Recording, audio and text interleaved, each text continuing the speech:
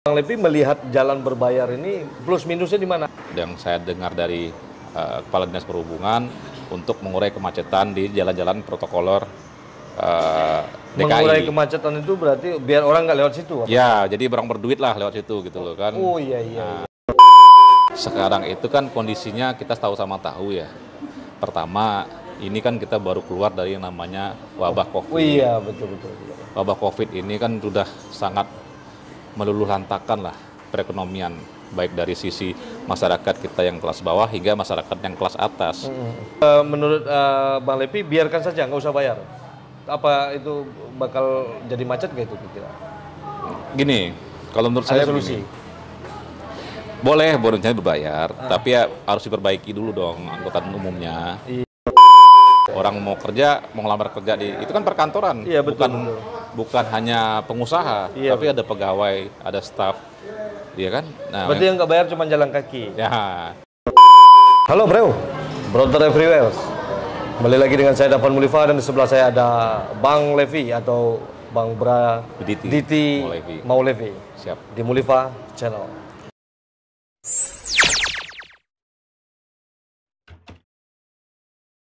Beliau adalah seorang pengusaha dari Sumatera Barat juga. Kita akan bertanya bebas tanpa ada skat. Karena beliau ini adalah seorang pengusaha sukses di beberapa perusahaan lah gitu ya. Ya. Bagian pengadaan. Oh ya, benar. Pengadaan ya Bang ya, Ya. Bang Levi ya. Mungkin bisa menjadi inspirator untuk anak-anak muda sekarang. Dan seorang kader dari Gerindra juga. Ya. Ini yang menarik di sini kita akan tanya. Kan Bang Levi ini kemarin itu banyak sekali tagline-nya tentang jalan berbayar itu buat siapa katanya. Nah ini. Siap. Oke, makasih. Siap, Bang Dafa. Levi udah dikasih. Assalamualaikum warahmatullahi wabarakatuh. Waalaikumsalam. Selamat malam dan sahabat ya, apa sih nama panggilannya? Bro and Sis ya, Bro and Sis, Dafa Channel. Ya, jadi kalau saya sih asli kampung di Padang. Padang Kota ya? Padang Kota. Oh, di mana tuh? Kalau orang tua di Marapalam, Lubuk Begalung. Iya, Lubuk Begalung. Dan lahir di Padang, sempat pendidikan yang merantau, ikut orang tua, merantau di beberapa kota ya, kota di Aceh maupun ya Majak lah di Sumatera. Lalu kembali lagi ke Padang, itu SMA, balik lagi ke Padang. Lahir di Padang? Lahir di Padang, terus umur 3 tahun merantau. Oh, diajak merantau. Diajak orang tua, ikut orang tua merantau, umur SMA balik lagi ke Padang, dan sampai kuliah, tamat kuliah, kerja pertama di Padang lah, berorganisasi di Padang, belajar berorganisasi itu di Padang. Jadi itu sejarahnya. Ikut HIPMI ya? HIPMI, saya dulu ketua HIPMI Kota Padang. Iya, ketua HIPMI. Ketua HIPMI juga ya di HIPMI Sumbar, dan juga aktif lah di Ormas, OKP, KNPI, semua lah. Pemuda Pancasila, dulu juga aktif di Partai Golkar, ketua Angkatan Muda Partai Golkar pada zamannya waktu itu. Pada zamannya? Iya. Itu menjadi pengusaha, langsung terjun ke pengusaha atau bagaimana itu, melamar pekerjaan atau jabatannya naik terus apa gimana? Dulu itu saya tamat kuliah di Fakultas Ekonomi tahun 2004. Kuliah di? Ekonomi UNAN. UNAN ya? Ya, Ekonomi UNAN.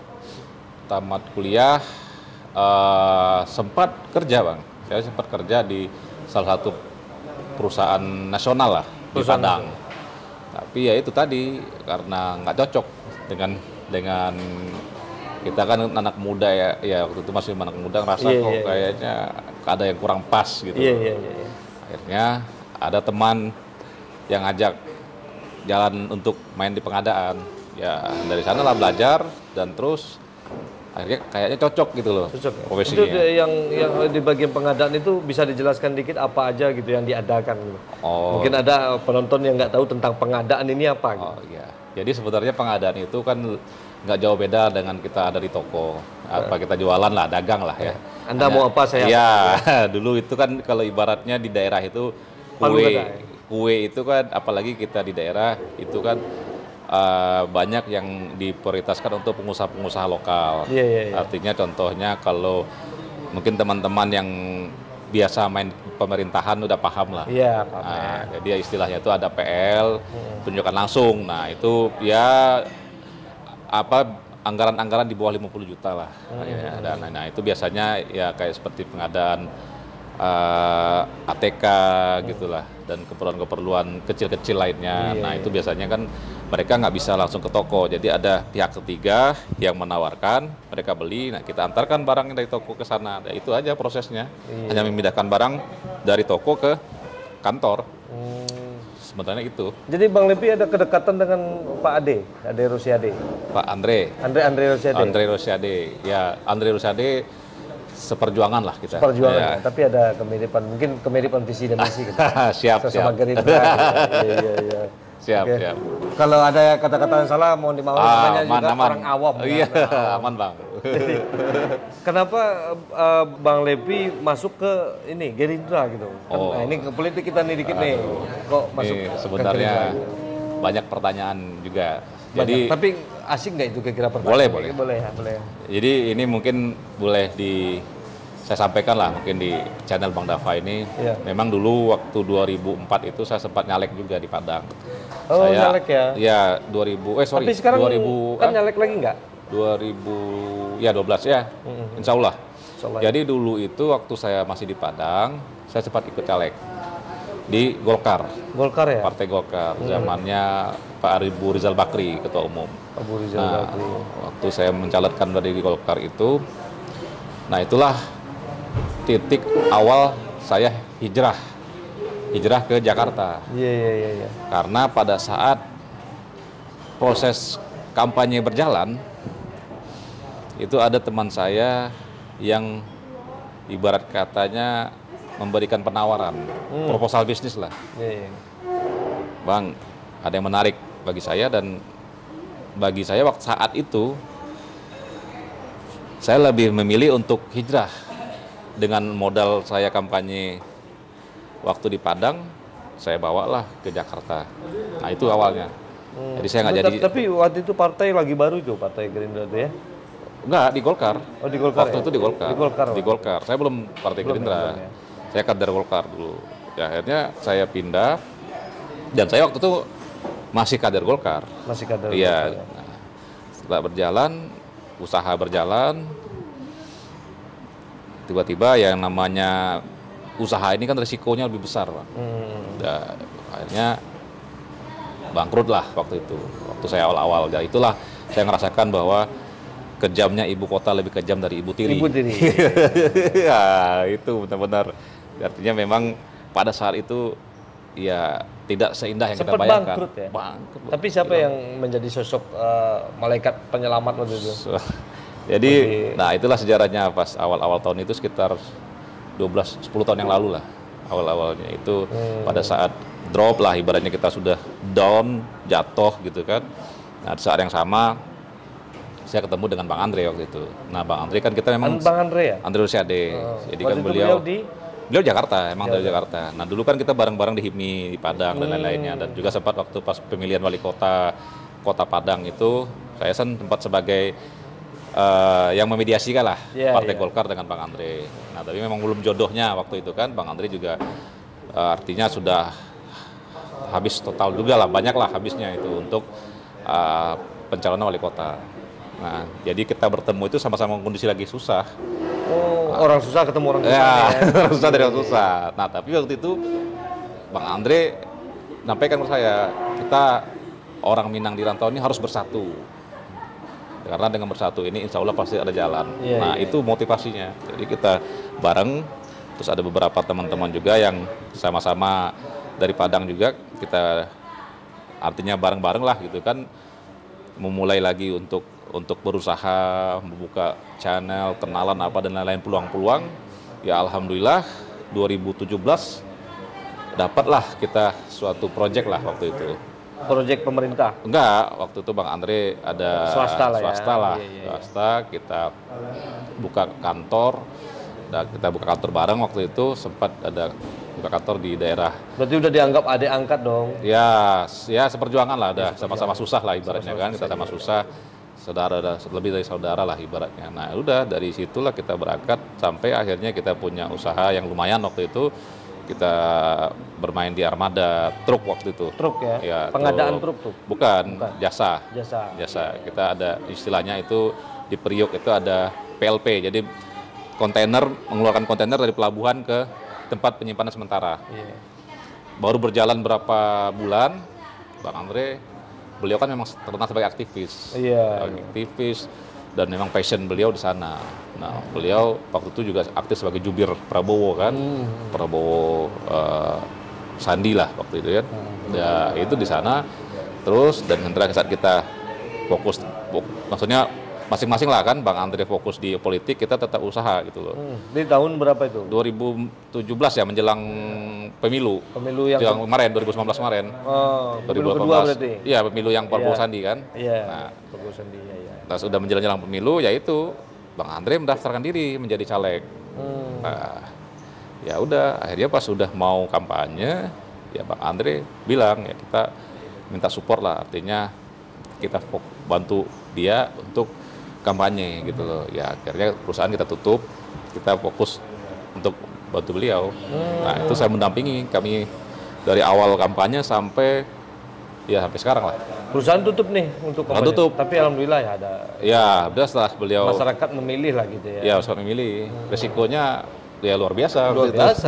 Dari susah berjuang susah lagi. Susah lagi. Iya, tapi nggak nyusahin orang. Ya, yang penting. Itu orang Minang itu. Ya. Susah tapi nggak nyusahin orang. Ya itu. Luar biasa sekali ya. Masalah luar biasa sekali ceritanya. Ini terus gini, Bang Levi. Siap. Bang Levi kan kedekatannya kayaknya agak luar biasa dengan etnis di Betawi ini ya. Padahal kan baru datang terus orang Bang Levi gitu kan. Setiap ada mungkin semacam orasi gitu. Bang Levi, tagline orang Bang Levi. Itu bagaimana Bang Levi berbaur dengan cara Bang Levi sebagai orang Minang yang nggak termasuk orang lama kan. Udah dari Padang juga, terus gimana cara berbaurnya? Oke. Ya, jadi memang artinya saya merasa bersyukur sekali ya. Dulu waktu masih di Padang itu banyak ilmu yang saya dapati, baik itu bermasyarakat maupun berorganisasi. Nah, termasuk juga bermasyarakat. Artinya kita di Padang itu kan memang lebih silaturahimnya itu, kekeluargaannya itu lebih kental gitu loh. Memang di bawah ya, di mana bumi dipijak di situ itu dia. Di mana bumi pijak. Tapi kan banyak orang yang pengusaha daerah ini sampai di sini dia bingung dengan kebudayaan sini gitu. Terus dia bikin individu sendiri. Nah, itu yang tapi Bang Levi bisa ya gitu. Ya, insya Allah. Jadi memang itulah, ini motivasi itu tadi yang dimana bumi dipijak di sana langit dijunjung. Nah, artinya saya sih awal-awalnya memang agak sedikit canggung karena ini kan bukan kebiasaan kita, karena ada beberapa hal tradisi yang dulu waktu kita di Padang belum pernah ketemu. Nah, tapi yang artinya kita hidup bermasyarakat, tentu kita menyesuaikan. Tapi bisa lah menyesuaikan. Ya, insya Allah bisa menyesuaikan. Dan yang lebih bersyukurnya artinya nggak jauh beda lah. Karena dimanapun juga ya kita kan selaku umat muslim ya, umat Islam itu tentu saya alhamdulillah sekali karena waktu dari masih di Padang itu diajarkan bahwa bagaimana supaya sholat 5 waktu itu di masjid gitu kan, maghrib, subuh, dan itu terlatih, dan alhamdulillah dari sekarang pun saya selalu insya Allah. Berarti dari situ kita bisa ambil hikmahnya, banyak kenalan di masjid. Nah, di situ Ustaz dekat sama Ustaz, dekat dengan Kiai. Jadi ya, insya Allah pelan-pelan ya dari sana baru dikenalkan dengan tokoh-tokoh masyarakat yang lain. Jadi itu. Tapi saking dekatnya sama tokoh-tokoh masyarakat lain. Jadi sebelum bertanya kita minum dulu nih. Oh siap. Ada minum. Siap. Kita minum. Nah ini agak tajam-tajam dikit, ya kan? Siap. Ayo Bang. Bismillah. Ya. Siap. Kan emang sekarang lagi santer tuh masalah jalan berbayar ya. Apalagi sekarang ini lagi tes namanya apa itu? Lagi percobaan gitu ya. Belum. Itu masih dalam pembahasan. Nah itu mungkin udah dipertimbangkan, ada beberapa divisi mungkin udah dipertimbangkan. Nah kan di sini saya lihat di tagline itu di berita-berita ya, Bang Levi sampai bertanya itu untuk apa, untuk siapa. Nah Bang Levi melihat jalan berbayar ini plus minusnya di mana? Ada plusnya atau hanya minus saja, atau ada plus minusnya gitu? Oke. Jadi gini, jadi memang rencana jalan berbayar ini yang saya tahu dari berita maupun dari informasi ya, bahwa itu kan memang sudah ada direncanakan pada saat zaman Gubernur Anies yang sebelumnya. Iya. Tapi memang saat itu tidak direalisasikan. Iya. Nah, saat ini Pak PJ Gubernur Pak Heru sekarang ini yang menggantikan Pak Anies, itu kan mempunyai rencana mau bikin jalan berbayar tadi, IRP lah, dengan alasan yang saya dengar dari Kepala Dinas Perhubungan untuk mengurai kemacetan di jalan-jalan protokoler DKI. Mengurai kemacetan itu berarti biar orang nggak lewat situ? Apa? Ya, jadi orang berduit lah lewat situ gitu loh kan. Oh iya. Jadi kan itu rencana beliau dengan cara itu tadi untuk bagi kendaraan yang masuk di jalan tersebut harus membayar, baik kendaraan roda 4 maupun roda 2. Berarti udah nggak bisa tuh, udah nggak tembus tuh kayak joki 3-in-1 nggak tembus. Genap ganjil. Genap ganjil nggak tembus. Ini ada lagi gitu? Ada lagi. Jadi ada sistem baru lagi diterapkan seperti itu. Jadi selain angkutan umum kayak bus dan lain-lain, itu busway gitu kan, itu wajib bayar. Masuk misalnya jalan protokoler Sudirman, itu wajib bayar. Nah, itu yang akan diterapkan oleh pemerintah DKI. Alasannya satu macet, yang kedua yaitu tadi mereka ingin meningkatkan APBD pendapatan. Ya sah-sah saja kalau menurut saya sih itu. Nah, tetapi ya itu tadi, sekarang itu kan kondisinya kita tahu ya. Pertama, ini kan kita baru keluar dari yang namanya wabah COVID. Oh iya, betul. Wabah COVID ini kan sudah sangat meluluh lantakan lah perekonomian, baik dari sisi masyarakat kita yang kelas bawah hingga masyarakat yang kelas atas. Coba kita lihat begitu banyak ribuan karyawan yang di PHK. Perusahaan-perusahaan besar juga ada mulai itu, Pak. Tadi kalau nggak salah ada yang perusahaan raksasa ya, ada siapa ya? Saya kurang paham ya. Tapi ada beberapa saya dengar itu banyak yang mem-PHK karyawannya. Iya. Ya artinya apa? Artinya kita bakal tidak ada, baik-baik saja. Iya, ada pengangguran baru. Demikian juga dengan dunia usaha. Dengan ada pengangguran baru tentu daya beli tidak ada berkurang. Orang mau makan susah. Jadi bagaimana? Akses ke sana pun. Iya. Orang mau cari kerja jadi berbayar. Berbayar, ya. Iya. Orang mau kerja, mau ngelamar kerja itu kan perkantoran. Iya, betul. Bukan hanya pengusaha, iya, tapi ada pegawai, ada staf, iya kan? Nah, berarti yang nggak bayar cuma jalan kaki. Ya, yang nggak bayar cuma jalan kaki. Ya mungkin kira-kira ya kita boleh silakan naik bus, ada silakan naik kendaraan umum. Nih kendaraan umum bagaimana? Cukup nggak? Ini aja antri luar biasa gitu kan? Rebutan naik. Coba Bang Noval lihat itu jam-jam pulang kantor. Ini coba naik KRL, coba naik busway. Udah saya kerasa udah kayak layak. Kok bisa tergerak sampai ke sana? Perhatian Bang Levi itu ya tergerak sampai ke sana itu. Mungkin karena ada saudara dari belakang atau memang dari hati nurani sendiri gitu? Kalau itu memang pemikiran sendiri? Pemikiran sendiri dan saya pernah ngalamin. Pernah ngalamin, ya. Mengalami sendiri? Saya pernah istilahnya apa itu yang menaik kereta KRL itu. Nah dulu waktu awal-awal tinggal Jakarta saya pernah nyobain itu. Ke kantor, pergi ke kantor jam 7, jam 8, pulang jam 5, jam 6. Itu luar biasa desak-desakannya. Luar biasa itu. Sampai sekarang masih begitu. Tapi menurut Bang Levi biarkan saja, nggak usah bayar. Apa itu bakal jadi macet nggak itu kira-kira? Gini, kalau menurut saya solusi.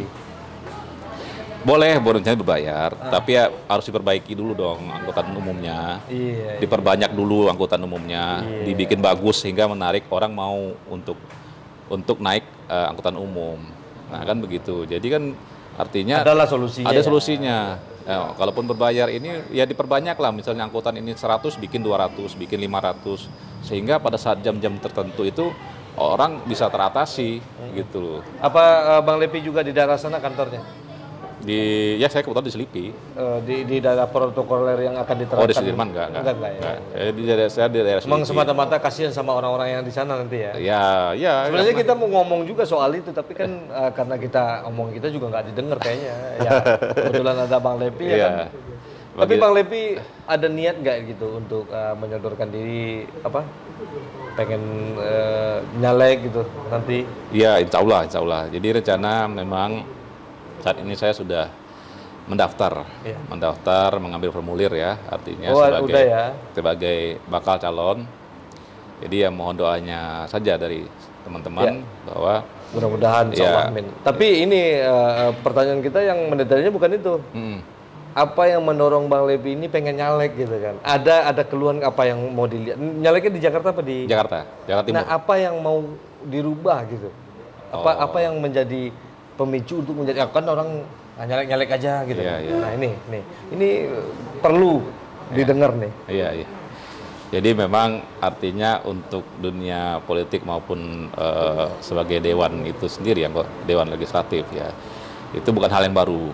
Artinya selama lebih 4 tahun ini kan saya juga mendampingi Bang Andre ya. Iya. Jadi saya lihat sebenarnya banyak manfaat yang harusnya bisa diberikan oleh anggota terhadap masyarakat. Iya. Nah, hal itu saya pelajari atau saya dapati dengan kegiatan-kegiatan yang selama ini Bang Andre lakukan. Nah, saya merasa ya terpanggil juga lah. Artinya jika Bang Andre bisa melakukan hal itu di Sumbar, harusnya saya bisa mengcopy paste ilmu beliau di sini, di DKI. Kalau jadi seperti itu, berarti ada terjalin antara ranah dan ranah. Iya, gitu. Iya. Jadi jangan hanya di daerah saja gitu loh. Maksudnya jangan hanya di Sumbar saja. Mungkin di DKI ini juga butuh orang-orang seperti Bang Andre gitu loh. Tapi apa yang paling mendetail gitu? Sesuatu permasalahan yang bakal bisa diselesaikan untuk kalau Bang Levi jadi seorang legislatif. Contoh saya sebagai seniman mungkin nanti kita bereskan. Gitu ya gini, kalau legislatif itu kan dia kolektif kolegial, jadi tidak bisa mengambil keputusan sendiri. Iya. Artinya legislatif itu ya dia itu perpanjangan dari partai, perpanjangan dari partai. Artinya bukan rakyat. Bukan, maksudnya calonnya itu kan dia kan mengusulkan dari partai. Iya. Nah, apapun nanti yang dari rakyat itu, jadi begini, rakyat itu sebagai konstituen yang memilih tentu mempunyai aspirasi. Aspirasi ini kita sampaikan ke partai dan partai memberikan tugas ke kita untuk disampaikan di dalam ruangan rapat. Nah, kan gitu alurnya. Jadi ada alurnya. Ada alurnya. Iya. Nah, jadi carilah partai yang mungkin bisa memperpanjang lidah Anda, gitu ya? Iya. Oke. Jadi ini banyak yang nggak paham nih soal ini. Dikit-dikit main jelek-jelek gitu aja. Nah, betul. Jalannya mudah-mudahan jadi. Artinya gini, kita harus anak muda nih ya, terutama anak muda harus melek juga lah dengan politik, karena bagaimanapun juga politik itu kan ibaratnya sebagai panglima. Karena dengan masa bodoh. Dengan masa bodoh, karena dengan politik ini kita bisa bebas sekolah, kita bebas berseni, kita bebas ini hanya ya dengan keputusan politik. Iya. Seni pun ada politik. Iya, semuanya ada politiknya. Artinya semua kegiatan pun aktivitas kita tentu ada politiknya. Tapi jangan dikit-dikit politik dengan mohon maaf identik dengan yang hal-hal negatif. Gitu aja sih maksudnya. Ada tahu jo rantiang nang kamaimpo, tahu jo apa nang kaman cucu. Iya, itulah orang Pinang. Orang Pinang. Iya. Jadi melihat dari segala aspek apa yang mungkin gitu kan ya. Betul. Jadi maaf kalau ada pertanyaan-pertanyaan yang kurang ajar, memang itu buat edukasi aja. Iya, nggak apa-apa. Kita kan namanya. Tapi lumayan sabar. Kalau orang lain lu nanya lu macam-macam. Aduh, kalau disuruh dikat nggak di internet? Enggak lah. Kalau kita sih pada prinsipnya yang namanya kita bersosialisasi tentu bermasyarakat tentu pasti ada plus minus lah. Kita ini kan ibaratnya pasti ada kekurangan, pasti ada kelebihan. Ya kalau ibarat pepatah orang Minang saya kurang hafal juga yang namanya yang apa? Yang 6 butuh 6 peka pala bagian peka usia ya. Jadi semuanya berguna, tidak ada yang orang tidak ada berguna manfaatnya. Ya itulah. Tahu yang jok gendeng. Mungkin Bang Napa lebih paham ini sebagai seniman. Ya mudah-mudahan obrolan kita yang hangat ini, saya tidak mendukung siapa ya, tapi saya hanya mendukung niat baik seseorang. Siap. Nah, karena channel saya bukan channel politik, tapi channel yang mungkin bisa untuk menjadi edukasi. Jadi apapun bentuk partainya itu jangan dijadikan rasis gitu. Apapun silakan. Tapi yang penting dilihat itu secara nyata apa yang beliau lakukan di dalam itu gitu. Boleh saya tambah tuh Bang. Jadi yang paling penting juga itu bagi teman-teman ya, bagi anak-anak muda yang mungkin baru merantau, artinya mencoba merantau lah kemanapun itu di luar dari kampung. Ya itu tadi kita harus bisa menyesuaikan. Terus yang kedua jaringan networking ini sangat penting. Saya rasakan itu sangat penting. Bagaimanapun juga kalau memang kita sudah berada di rantau itu ya artinya silakanlah bangun jaringan masing-masing dengan baik gitu loh. Jadi berbagai kalangan kita rangkul. Gitu. Siap. Ya kalau orang Minang pasti milih orang Minang. Oh iya. Oke bro, itu dagingnya di situ kayaknya. Oke, terima kasih Bang Levi, mudah-mudahan sukses. Amin. Mudah-mudahan bisalah untuk pemikir-pemikiran Bang Levi ini untuk memakmurkan seluruh Indonesia aja, bukan Sumbar aja gitu. Amin. Oke. Seperti biasanya, majulah Minangkabau, majulah Indonesia bersama saya Dafan Mulifa, dan sebelah saya ada Bang Levi di Mulifa Channel. Assalamualaikum warahmatullahi wabarakatuh. Waalaikumsalam warahmatullahi wabarakatuh.